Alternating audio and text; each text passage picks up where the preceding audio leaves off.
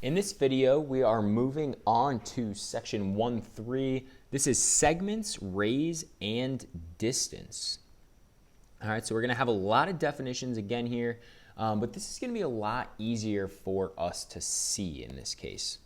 So what is a line segment? So we know that lines, say that we have a point here, A, we have another point, B. A line, we draw straight through those 2 points, and then we have arrows, right? It's extending forever on both ends. For a segment, segments only contain the points that fall between A and C. Okay, so segments stop at A and B. You can think of it as like a line without the arrows on either side. All right, and those 2 points are called the endpoints. So in this case, A and B are the endpoints. Of segment AB. Okay, of segment AB. And how are we going to denote a segment? This is very important. It's AB, then with just a bar across the top of it. There's no arrows on both ends. It's just a bar across the top of it. You could call it segment AB. You could also call it segment BA. Both of those work. All right, it's the same exact thing. However, there's no lines on top of it. Now rays. Rays are kind of a combination of both segments and lines. So rays have one endpoint, we'll call this endpoint C, and then they extend forever in the other direction. All right, so we'll say that this here is ray CD. A ray has one endpoint,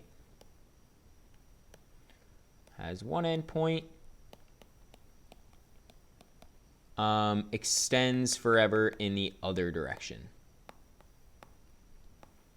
All right, so it's like half line, half segment because it has one endpoint, just like a segment has, but then instead of having a second endpoint, it extends forever like a line would.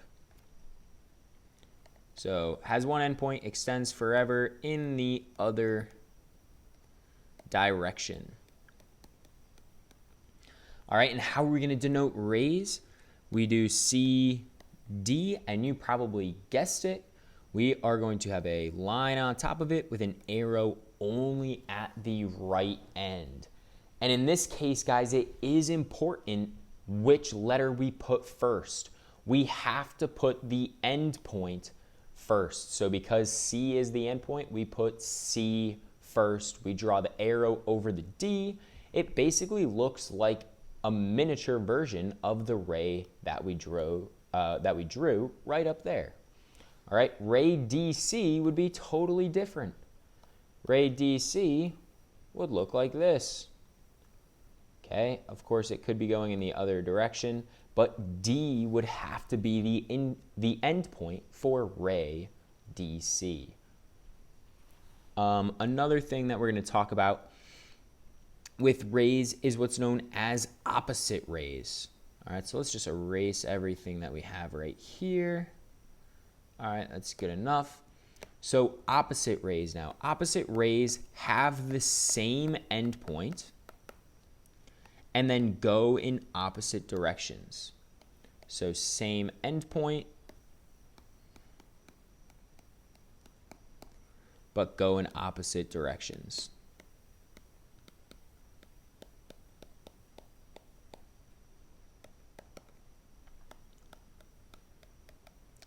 All right, so let's draw a picture to help us illustrate this. Let's draw this right here. Oh, that's not good. Let's just try to draw a line that goes through here. And we'll call this A, B, and C. So they have to have the same endpoint but go in opposite directions. So we could say that this ray starting at the endpoint of B and going to the left is going to be the opposite ray of starting at the endpoint B and going to the right. So my opposite rays, BA and BC are opposite rays here. All right, they have the same endpoint, but they go in opposite direction. Okay, one thing that'll trip people up is they'll think that BA and AB are opposite rays. That is not true. Okay, that is not true. They do not have the same endpoint. So make sure that they have the same endpoint there.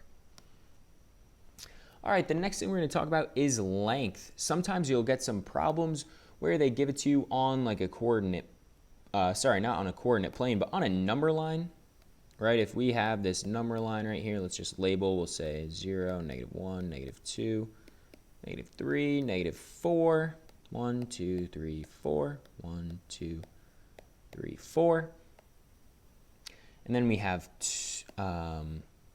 let's say J at -3 and K at 2. And I want to find what is the length of segment JK.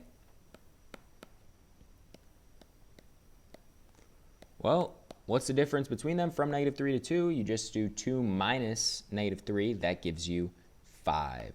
So the length of segment JK is equal to 5. Okay, and remember, our length is always going to be positive. So if you did -3 minus 2 and got -5, just switch that over, make it a positive 5. All right, so length of segment JK. Remember, JK, if we want it to be a segment, we have that little bar across the top of it. For length, what we'll do for length is we just write the letters. Okay, we just write the two letters next to each other with nothing above it. So length of segment JK, instead of writing that all out, we can just write JK. Just put JK right there. That's equal to 5.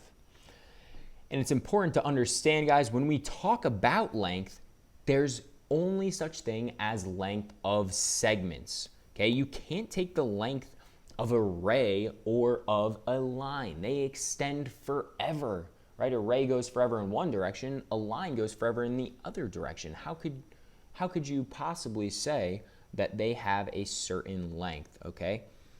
The only things that have lengths are segments, okay? So only for segments when we talk about length. And I'm going to underline that, only for segments. All right, let's take a look at kind of the difference between each of them, because we've talked about denoting each of them and how do we say, oh, it's a line versus a ray versus a segment versus a length. So line AB, we are going to have a bar with arrows above it. Ray AB, we have an arrow going in only one direction. Remember, the endpoint comes first. Segment AB, we have that bar over it with no arrows.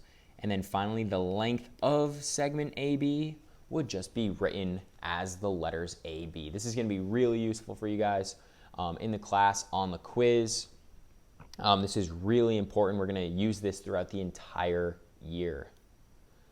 The next thing we're going to talk about is segment addition. So this will kind of go back to some of that algebra stuff that you guys like. Well, hopefully you like it, right? It's stuff that you guys are used to. It's stuff that you did in your previous years. So let's say that we have some big segment here, AB, and then in between segment AB, we have a point that falls on that segment C, and it has to fall between them. In this case, say that we know AC is equal to 3, and then we know CB is equal to 12. Well, what could we probably say about AB? Well, this is where that segment addition comes in. We can just add those two pieces together to figure out what the whole is. Obviously, 3 plus 12, that gives us 15. So if one piece is 3, one piece is 12, we just add them together, boom. The whole has to be 15.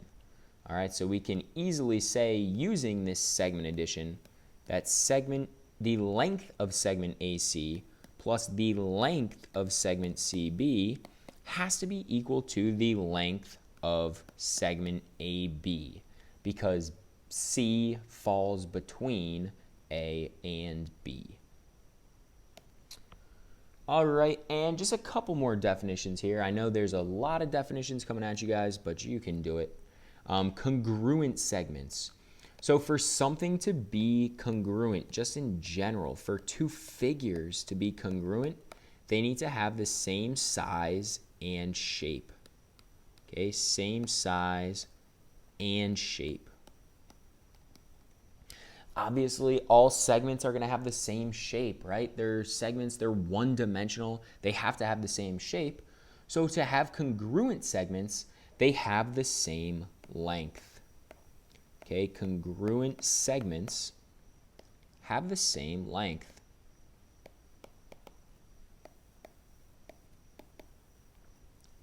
And that's all it takes for segments to be congruent. Okay, let's take a look at two congruent segments. So let's just say, all right, here's AB, here's CD. It doesn't matter if they're turned the same way, right? They're the same exact shape. Just rotate it a little bit. That doesn't change the shape. And then we'll say that they both have a length of 4. So in this case, and this is important, we can say two things. We can say the length of AB is equal to the length of CD, and we can also say that segment AB is congruent to segment CD. Okay, we cannot say that the two segments are equal. That is not allowed. You also cannot say that the two lengths are congruent. The lengths are equal to each other, right? The lengths are numbers. You guys are used to numbers being equal to each other. The segments themselves are congruent because they have equal lengths. And finally, guys, our last slide here, we're going to talk about midpoints and bisector. A midpoint is exactly what it sounds like. It's the halfway point of a segment. So let's say that we have a segment, we'll go segment RS. The midpoint splits this up into two congruent segments. All right, so say that RS is equal to 8. All right, let's say that the length of RS is equal to 8. And, well, I'm going to drop a midpoint in there. I'll call that midpoint M. That's going to split it up into two equal segments. So I would know now that RM is equal to 4, and MS would also have to be equal to 4 because it splits it in half. It splits it into two equal segments. So it's literally the middle point of that segment. And then a bisector is just anything that passes through the midpoint of a segment. So let's say we draw line L. In this case, we would say that L bisects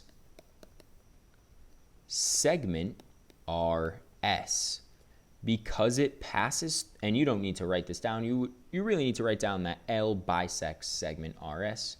And the reason that it's a bisector is because it passes through the midpoint of segment RS.